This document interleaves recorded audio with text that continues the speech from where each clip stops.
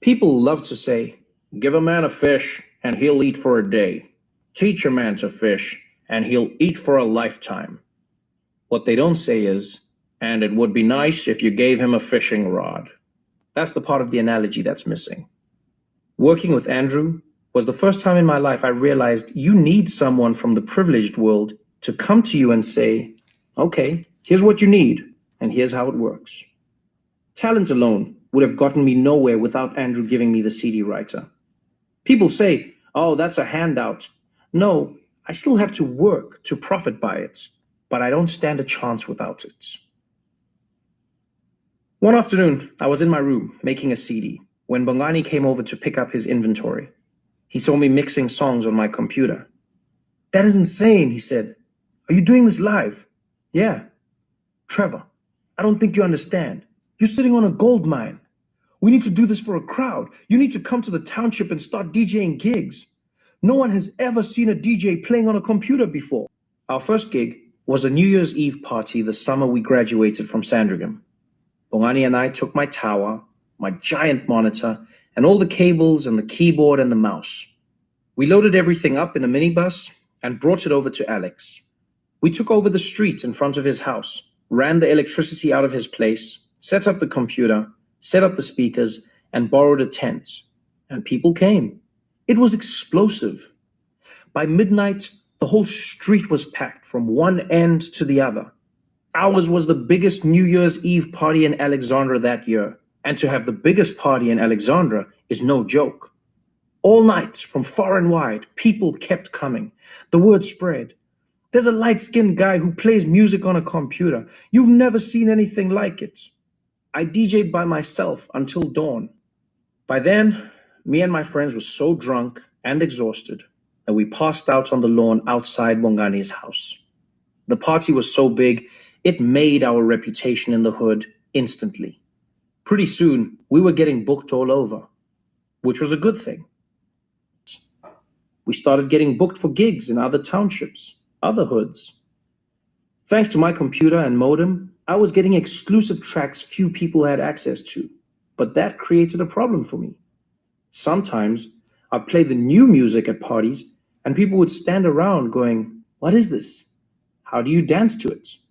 For example, if a DJ plays a song like Watch Me Whip, Watch Me Nay Nay, yeah, it's a catchy song, but what is a whip? What is a nay nay? For that song to be popular, you have to know how to do the whip and the nay nay. New music works at parties only if people know how to dance to it. Bongani decided we needed a dance crew to show people the steps to the songs we were playing.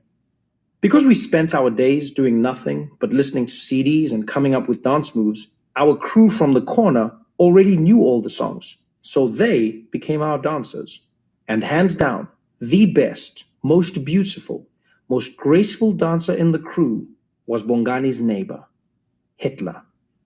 Hitler was a great friend of mine, and good Lord, could that guy dance.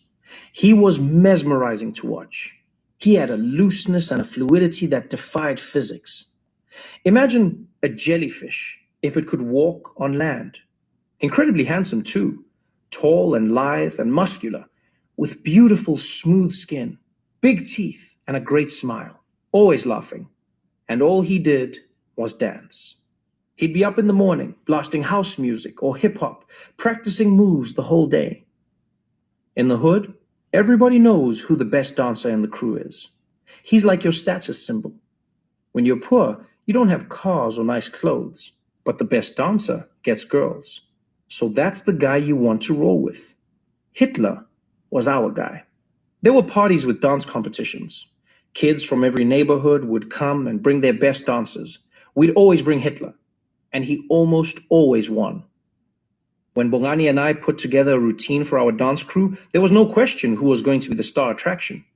We built the whole set around Hitler. I'd warm the crowd up with a few songs, then the dancers would come out and do a couple of numbers. Once they'd gotten the party started, they'd fan out to form a semicircle around the stage with a gap in the back for Hitler to enter. I'd crank up Redman's Let's Get Dirty and start whipping the crowd up even more.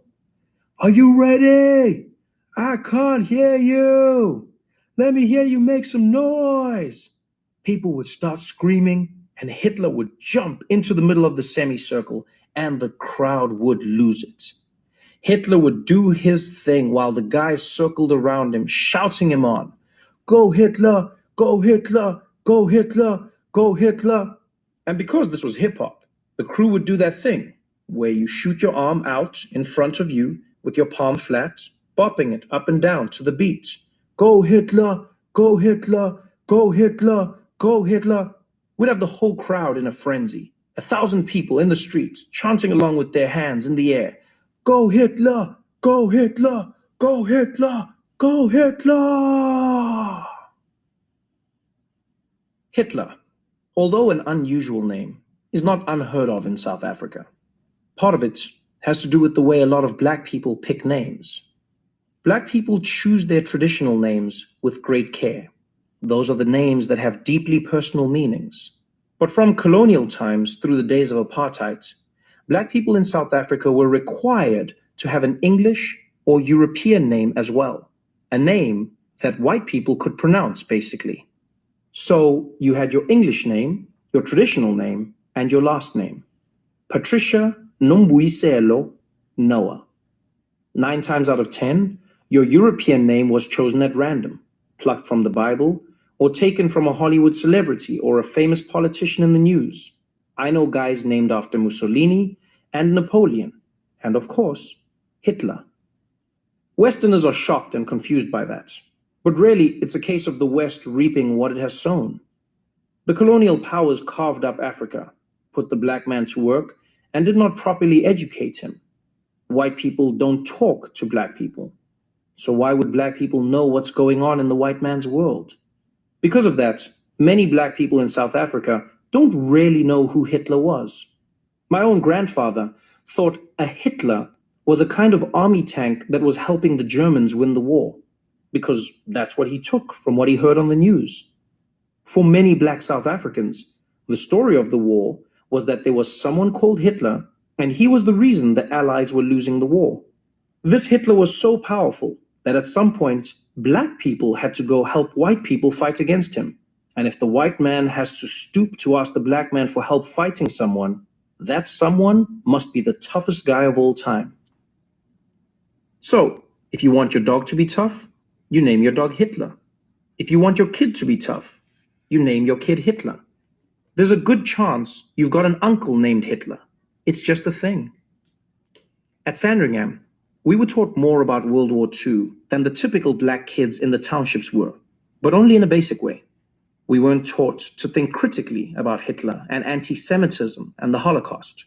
We weren't taught, for instance, that the architects of apartheid were big fans of Hitler, and that the racist policies they put in place were inspired, in part, by the racist policies of the Third Reich. We weren't taught how to think about how Hitler related to the world we lived in. We weren't being taught to think, period.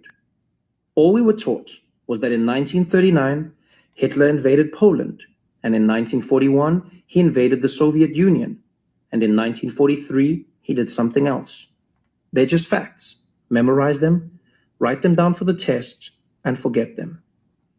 There is also this to consider. The name Hitler does not offend a black South African, because Hitler is not the worst thing a black South African can imagine.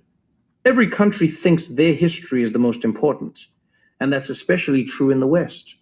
But if black South Africans could go back in time and kill one person, Cecil John Rhodes would come up before Hitler. If people in the Congo could go back in time and kill one person, Belgium's King Leopold would come way before Hitler. If Native Americans could go back in time and kill one person, it would probably be Christopher Columbus or Andrew Jackson. I often meet people in the West who insist the Holocaust was the worst atrocity in human history, without question. Yes, it was horrific. But I often wonder, with African atrocities like in the Congo, how horrific were they? The thing Africans don't have, that Jewish people do have, is documentation. The Nazis kept meticulous records, took pictures, made films. And that's really what it comes down to. Holocaust victims count because Hitler counted them. 6 million people killed. We can all look at that number and rightly be horrified. But when you read through the history of atrocities against Africans. There are no numbers, only guesses. It's harder to be horrified by a guess. When Portugal and Belgium were plundering Angola and the Congo, they weren't counting the black people they slaughtered. How many black people died harvesting rubber in the Congo, in the gold and diamond mines of the Transvaal? So, in Europe and America, yes, Hitler is the greatest madman in history. In Africa, he's just another strong man from the history books. In all my time hanging out with Hitler, I never once asked myself, why is his name Hitler? His name was Hitler because his mom named him Hitler. Once Bongani and I added the dancers to our DJ sets, we blew up. We called our group the Black and White Boys. The dancers were called the Springbok Boys. We started getting booked everywhere. Successful black families were moving to the suburbs, but their kids still wanted to have block parties and stay connected to the culture of the townships. So they'd book us to play their parties. Word of mouth traveled. Pretty soon, we were getting booked more and more in the suburbs, meeting white people, playing for white people. One kid we knew from the township, his mother was involved in creating cultural programs for schools. In America, they'd be called diversity programs. They were springing up all over South Africa because we were supposed to be learning about and embracing one another in this post-apartheid era. This kid's mom asked us if we wanted to play at a cultural day at some school in Linksfield, the wealthy suburb south of Sandringham where my pal Teddy had lived. There was going to be all sorts of different dancing and music, and everyone was going to come together and hang out and be cultural. She offered to pay, so we said sure. She sent us the information with the time and place and the name of the school, the King David School, a Jewish school. The day of the event, we booked a minibus, loaded it up with our gear, and drove over. Once we arrived, we waited in the back of the school's assembly hall and watched the acts that went on stage before us. Different groups took their turns performing. Flamenco dancers, Greek dancers, traditional Zulu musicians. Then we were up. We were billed as the hip-hop Pantsula dancers, the South African b-boys. We set up our sound system on stage. I looked out, and the whole hall was nothing but Jewish kids in their yarmulkes, ready to party. I got on the mic. Are you ready to rock out? Yeah! Make some noise! Yeah! I started playing. The bass was bumping. My crew was dancing and everyone was having a great time. The teachers, the chaperones, the parents, hundreds of kids, they were all dancing like crazy. Our set was scheduled for 15 minutes, and at the 10-minute mark came the moment for me to play Let's Get Dirty, bring out my star dancer, and shut down. I started the song. The dancers fanned out in their semicircle, and I got on the mic. Are you guys ready? Yeah. You guys are not ready. Are you ready? Yeah. All right. Give it up and make some noise for Hitler. Hitler jumped out to the middle of the circle and started killing it. The guys around him were all chanting, "Go Hitler, go Hitler, go Hitler, go Hitler." They had their arms out in front of them, bouncing to the rhythm, "Go Hitler, go Hitler, go Hitler, go Hitler." And I was right there on the mic, leading them along, "Go Hitler, go Hitler, go Hitler, go Hitler." The whole room stopped. No one was dancing. The teachers, the chaperones, the parents, the hundreds of Jewish kids in their yarmulkes, they froze and stared aghast at us up on the stage. I was oblivious. So was Hitler. We kept going. For a good 30 seconds, the only sound in the room was the beats of the music and me on the mic yelling, "Go Hitler! Go Hitler! Go Hitler! Put your hands in the air for Hitler, yo!" A teacher ran up behind me and yanked the plug for my system out of the wall. The hall went dead silent, and she turned on me and she was livid. "How dare you! This is disgusting! You horrible, disgusting, vile creature, how dare you? My mind was racing, trying to figure out what she was talking about. Then it clicked. Hitler had a special dance move called Uspanava. It means where you work, and it was very sexual. His hips would gyrate and thrust. That was the move he was doing at the moment the teacher ran out. So clearly, the dance was the thing she found so disgusting. But this was a move that African people do all the time. It's part of our culture. Here we were, sharing our culture for a cultural day. And this woman was calling us disgusting? She was offended, and I was offended by her taking offense. Lady, I said, I think you need to calm down. I will not calm down. How dare you come here and insult us? This is not insulting anyone. This is who we are. Get out of here. You people are disgusting. And there it was. You people. Now I saw what the deal was. This lady was racist. She couldn't see black men dancing suggestively and not. As I started packing up my gear, we kept arguing. Listen, lady, we're free now. We're gonna do what we're gonna do. You can't stop us.